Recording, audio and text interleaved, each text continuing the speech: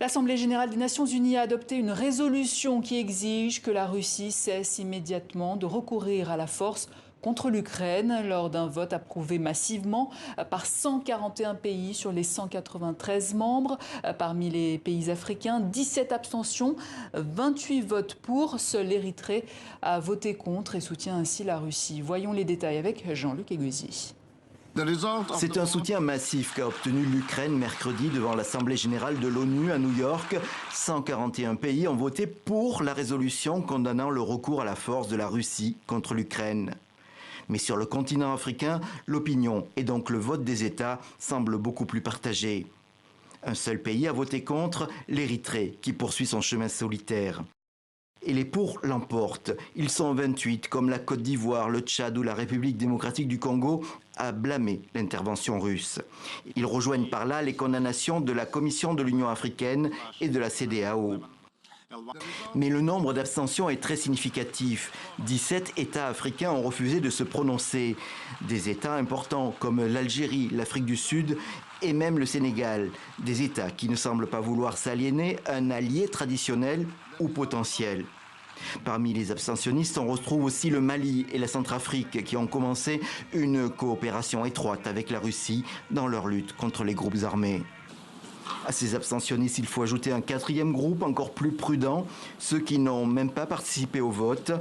Pourtant des pays de premier plan sur le continent, l'Éthiopie, le Maroc et encore le Burkina Faso et la Guinée.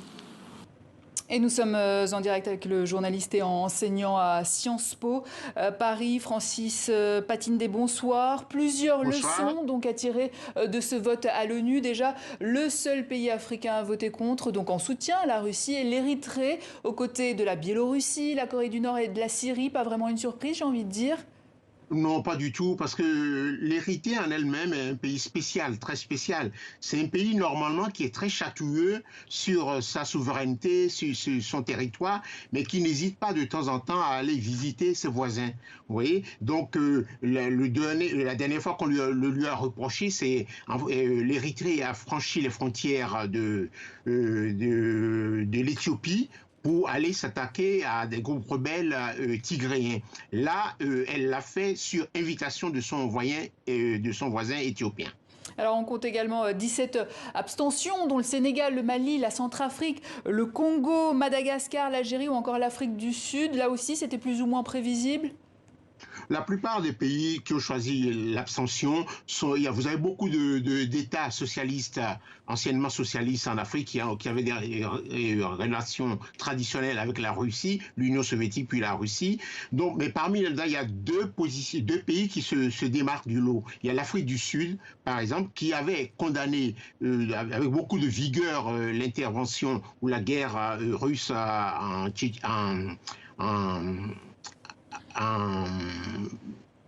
Ukraine, mais l'Afrique du Sud est revenue et je trouve que la position est plus médiane maintenant, parce que l'Afrique du Sud choisit peut-être de prendre le pari d'une sortie diplomatique de la crise. Elle aimerait sans doute jouer les médiateurs s'il y a une sortie diplomatique de la crise. Et aux côtés des abstentionnistes, certains n'ont même pas participé au vote, comme le Cameroun, le Burkina Faso, l'Éthiopie, la Guinée-Bissau, le Maroc ou encore le Togo. Qu'est-ce que ça traduit, Francis?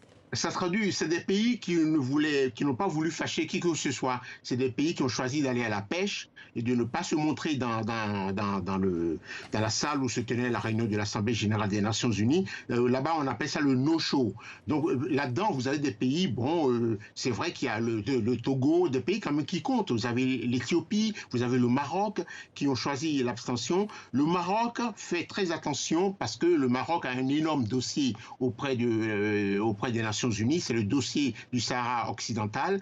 Donc pour le moment, le Maroc fait attention à ne vexer personne. Et la meilleure façon aux Nations Unies de ne vexer personne, c'est de disparaître de l'hémicycle, de disparaître de la salle où se tient la réunion.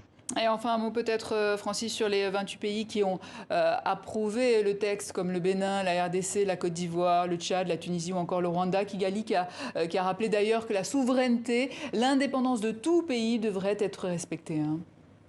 Ben absolument. Bon, ces pays d'ailleurs actuellement reparlent beaucoup plus du non-alignement et la plupart de ces pays sont connus pour être dans le sillage de l'Occident. C'est des pays qui sont des pays qui fréquentent les Bruxelles, New York, Washington et Paris. Donc, il n'y a pas beaucoup de surprises de ce côté-là. Vous noterez seulement que parmi ceux qui ont donc voté la résolution, il y a les 3 pays africains actuellement membres du Conseil de sécurité des Nations Unies. C'est des membres non permanents, mais tous les 3, donc le Ghana, le Gabon et le Kenya, ont voté cette résolution-là. Francis Patindé, merci pour votre analyse.